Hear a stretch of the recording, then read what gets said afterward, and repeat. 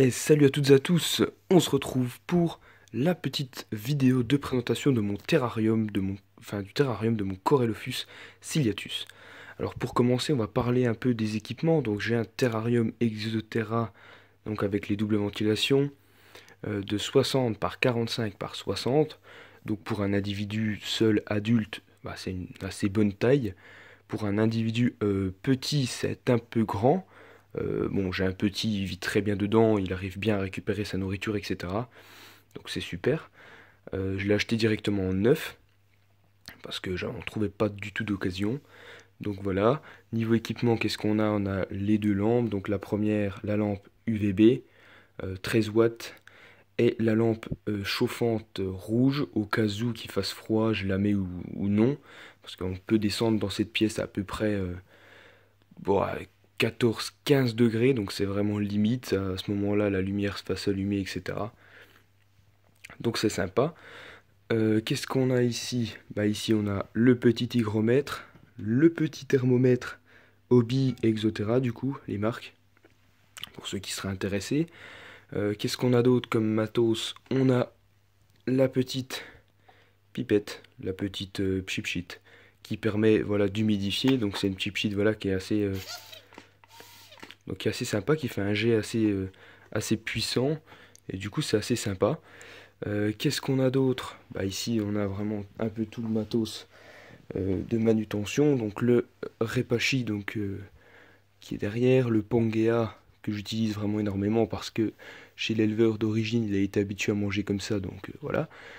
Le calcium, etc., le gel hydroalcoolique, et bien sûr la petite prise programmatrice qui me permet de lui donner 12 heures de lumière et de donner du coup aux plantes la même chose.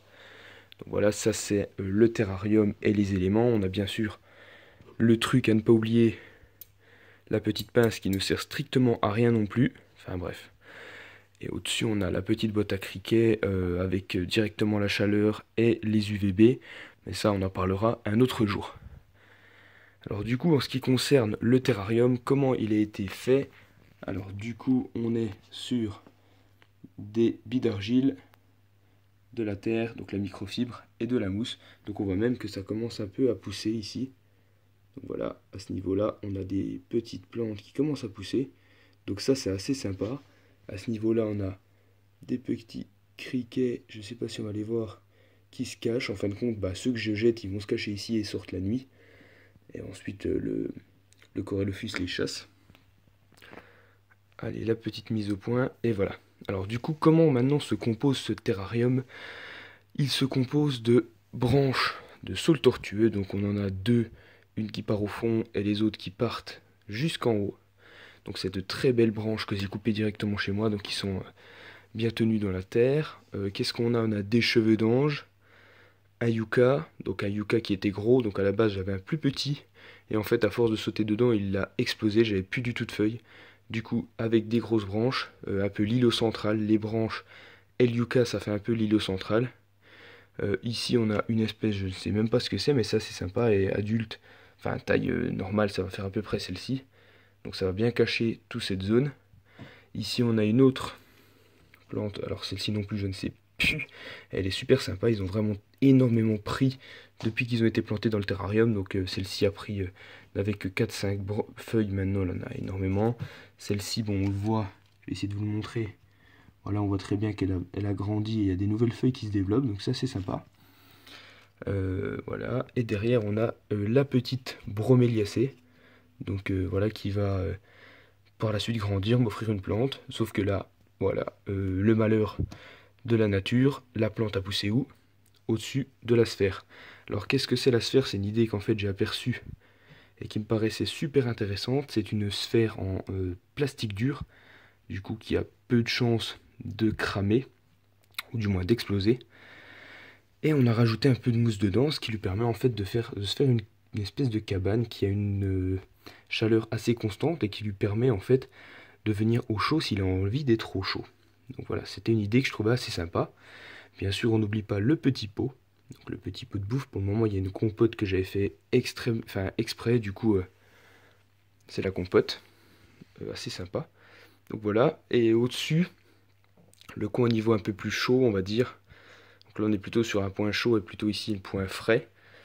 Et là le point chaud, on a une fausse plante. Donc Exoterra il me semble, je sais même plus. La fausse plante qui va descendre jusqu'en bas et qui passe au-dessus et aussi en dessous. Donc la fausse plante qui va permettre voilà un peu recouvrir le fond. Et le fond, au niveau du fond, voilà, en parlant d'un peu ça, on est sur un fond de terrarium de base, en fait, je ne l'ai pas changé, parce qu'il était super sympa, et en fait, les criquets, on m'a dit de faire attention à ce qu'ils ne se collent pas donc sur les petits bords, donc en fait, si on regarde bien sur les petits bords, il y a un petit, il y a un petit écartement, et du coup, il faut juste faire attention. Alors, ce terrarium, combien en tout il m'a coûté avec tous les équipements? Avec tous les équipements, il m'a coûté, donc équipement, plantes, euh, terre, mousse, etc. Sachant que la terre, c'est une terre qui est naturelle, c'est-à-dire que je ne l'ai pas achetée. On l'a fait nous-mêmes en fait avec des feuilles mortes, etc. Donc c'est une assez bonne terre, je trouve. On a rajouté quelques petites bactéries qui commencent à se développer pour un peu tout nettoyer. Et du coup, c'est assez sympa. Et même on voit que les plantes bougent. Et en fait, en tout, j'en ai eu pour à peu près 300 à 350, donc tout décoré, etc. Donc c'était assez sympa.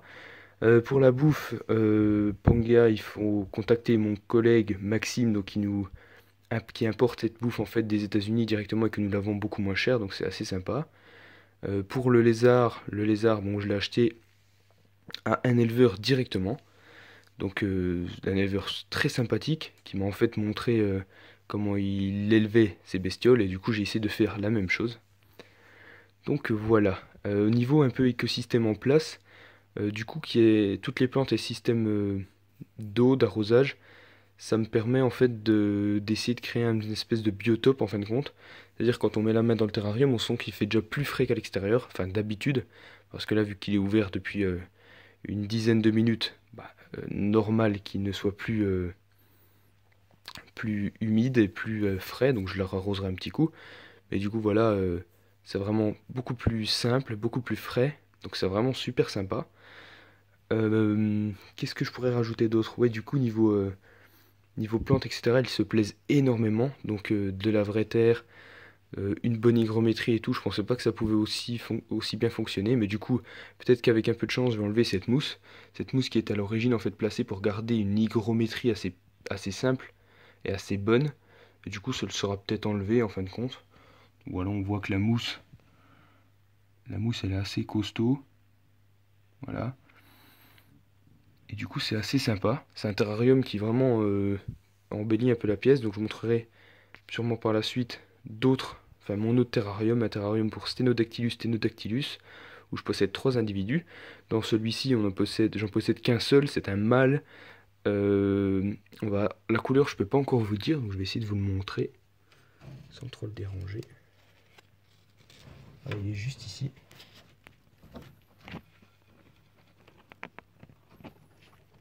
Tac.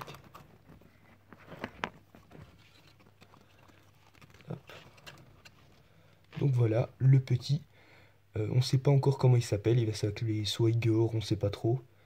Mais du coup, voilà, il est sympa le petit. On va le laisser un peu tranquille parce que là, il est en activité, mais vu qu'on est en bête, il est beaucoup moins actif, c'est tout à fait normal. Donc voilà, je pense que j'ai fait le tour. Prochaine vidéo, si vous le demandez, je peux vous parler un peu de tout. Comment créer un peu le biotope. Donc biotope, je parle de tout ce qui est la vie dans le terrarium, en fin de compte, les bactéries, les criquets, etc. Je peux aussi parler de l'élevage de base de mes criquets à moi. Parce que je pense que la terrariophilie, comme on le sait tous, c'est plein de méthodes qui vont être différentes. Il y a des gens qui utilisent peut-être pas cette plante parce qu'elle est pas bien, d'autres utilisent celle-là mais ils mettent que ça, etc. Et du coup, c'est beaucoup d'idées. Voilà, donc le thème un peu de ce terrarium, c'était un peu forêt vierge. C'était le but, c'était qu'il ait plein de cachettes et que même nous, on ait du mal à le trouver. Mais que du coup, au fond, ils se sentent peut-être mieux. Donc voilà, je peux aussi, si vous le demandez, donc voilà, reparler peut-être de celui-ci, essayer de le sortir une nuit où, où il veut bien essayer de s'approcher, vous montrer quelques photos que j'ai réussi à faire quand il était là.